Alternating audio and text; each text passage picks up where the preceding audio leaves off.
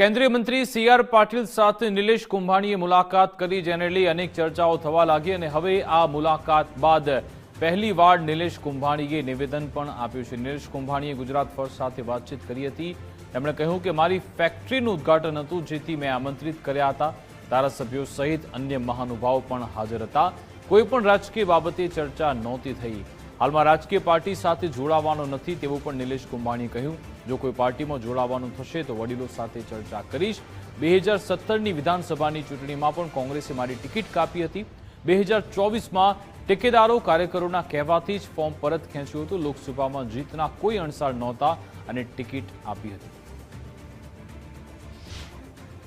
વર્ષ 2024ની લોકસભાની ચૂંટણીથી વિવાદો અને ચર્ચાના ઘેરામાં રહેલા કોંગ્રેસના પૂર્વ કોર્પોરેટર નિલેશ કુંભાણી ફરી એક વખત ચર્ચામાં આવ્યા છે.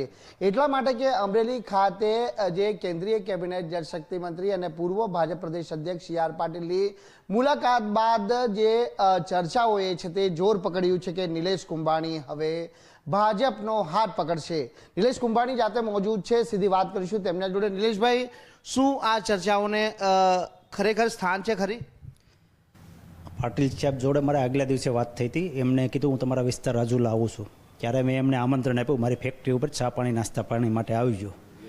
એટલે એ આમંત્રણને માન આપીને અડધો કલાકનો ટાઈમ લઈ રાજુલા માર્કેટિંગ યાર્ડમાં પ્રોગ્રામ હતો જળ સંમેલનનો, એમાં હાજરી પુરાવા આવતા હતા.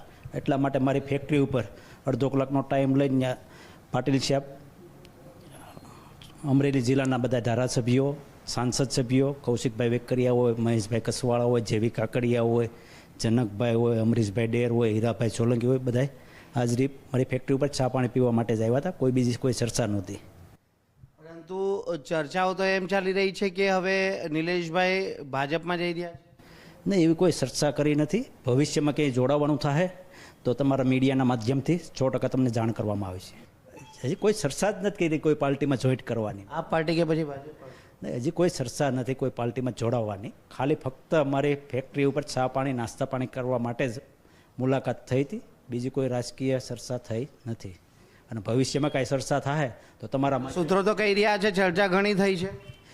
ભવિષ્યમાં કાંઈ ચર્ચા થાય, મુલાકાત કાંઈ થાય, કંઈ જોડાવાનું થાય, તમારા માધ્યમથી 100% તમને જાણ કરવામાં આવશે. અને 100% જોડાવાનું થાય જોડાશું. એટલે ભાજપમાં જોડાશો?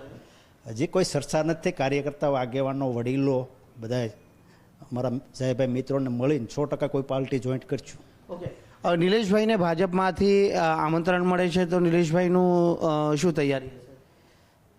ત્યારે હજી કોઈ ચર્ચા નથી. આમંત્રણ મળે તો આમંત્રણ મળશે ત્યારે આગેવાનો વડીલો એટલે ચર્ચા કરીને 100% જોડાવાનું થાય તો જોડાશું. જો ભાજપમાંથી આમંત્રણ મળ્યું અને નિલેશભાઈ જોડાઈ જાય છે તો શું નિલેશભાઈ ખરેખર ભાજપમાં એક સક્રિય કાર્યકર્તા તરીકે કામ કરશે? હજી આ કોઈ ચર્ચા થઈ નથી. કોઈ પાર્ટીમાં જોડાવાનું થાય તો 100% કાર્યકર્તા તરીકે કામ કરવાનું થાય છે. કોર્પોરેશનના ઇલેક્શન આવી રહ્યા છે.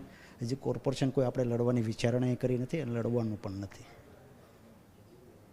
કોંગ્રેસ છોડવાની નોબત શા માટે? કોંગ્રેસે સસ્પેન્ડ કર્યો છે.